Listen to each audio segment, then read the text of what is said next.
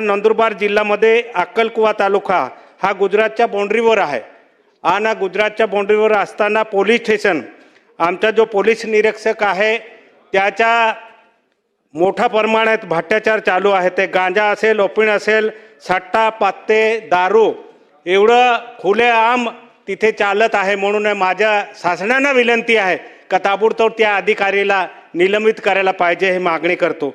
कारण असे भ्रष्ट अधिकारी आहे माझ्या ज्या गुजरात आणि महाराष्ट्राच्या क्षेत्रावर आले तर मोठा भ्रष्टाचार होतो आहे। म्हणून माझी विनंती आहे।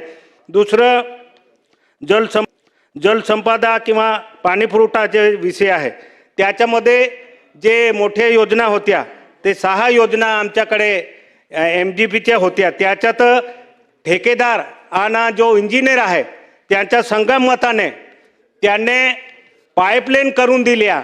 जेवढे योजनाचे पैसे होते तेवढे डायरेक्ट 5 कोटी 6 कोटी 7 कोटी उचलून घेतले आणि मोठा भ्रष्टाचार झाला। म्हणून त्या डेप्युटी इंजिनियर ताबडतोब त्याला निलंबित करून ते जे एजन्सी आहे त्यांना सुद्धा काळी यादीत टाकण्यात यावे। एवढेच बोलून माझे 2 शब्द समाप्त